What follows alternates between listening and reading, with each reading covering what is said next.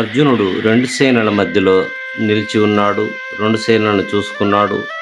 తన వారినందరిని చంపితే వచ్చే లాభం ఏమి లేదనుకొని దుఃఖంలో మునిగిపోయాడు. కాబట్టి వీళ్ళందరినీ చంపితే కులక్షయం తప్ప ఏం లేదు అని బాధపడుతున్నాడు. కులక్షయే ప్రణశ్యంతి కులధర్మా సనాతనా ధర్మే నష్టే కులం కృష్ణం అధర్మోభిభవత్యుతః అధర్మాభిభవాత్ కృష్ణః ప్రదుష్యంతి కులస్త్రియః స్త్రీషు దుష్టార్షువార్ష్ణేయ జాయతే వర్ణసంకరః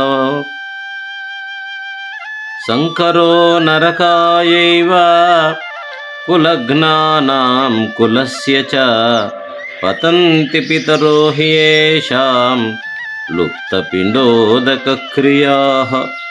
శ్రీకృష్ణ, కులము నశించుటచే అనాది కావచ్చు కులధర్మములు అంతరించిపోతాయి.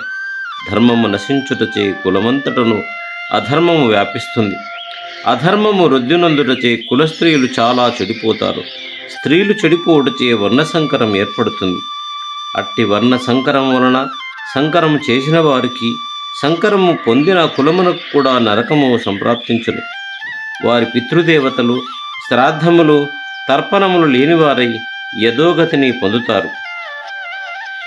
దోషైరైతే కులజ్ఞానాం వర్ణసంకరకారకైః ఉస్సాద్యంతే జాతిధర్మాః కులధర్మాశ్చ శాశ్వతాః. ఉస్సన్నకులధర్మానాం మనుష్యానాం జనార్దన నరకే అనియతం వాసో భవతీత్యనుశుశ్రుమా.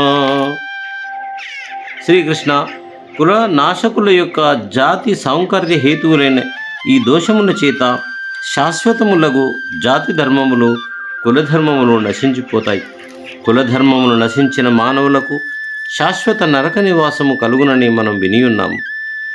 అహో బత మహత్పాపం కర్తుం వ్యవసితా వయం యద్రాజ్య సుఖలోభేన హంతుం స్వజనముద్యతాః. ఓహో, రాజ్య సుఖమందలి ఆశచే మనము బంధువులందరిని చంపుటకు ఉద్యమించితిమి, మహాపాపమును చేయుటకు సమకట్టితిమి కదా. యది మామ ప్రతీకారం అశస్త్రం శస్త్రపాణయః ధార్తరాష్ట్రారణే హన్యో తన్మే క్షేమతరం భవేత్. ఆయుధములు ధరింపకయు ఎదిరించకయున్న నన్ను ఆయుధములు చేతపూనిన దుర్యోధనాదులు ఈ యుద్ధమున నన్ను చంపుదురేని అది నాకు మరింత క్షేమమైనది యగును. సంజయుడు ఈ విధంగా చెప్తున్నాడు. ఏవముక్త్వా అర్జునః సంఖ్యే రథోపస్థ ఉపావిశత్ విసృజ్య సచరం శాపం శోక సంవిఘ్నమానసః. ఈ విధంగా యుద్ధభూమి యందు అర్జునుడు ఈ ప్రకారంగా చెప్పి దుఃఖము చేత కలత నొందిన చిత్తము కలబాడై బాణములతో కూడిన వింటిని పారవేచి రథముపై చెదికిలబడ్డాడు. ఓం నమో భగవతే వాసుదేవాయ.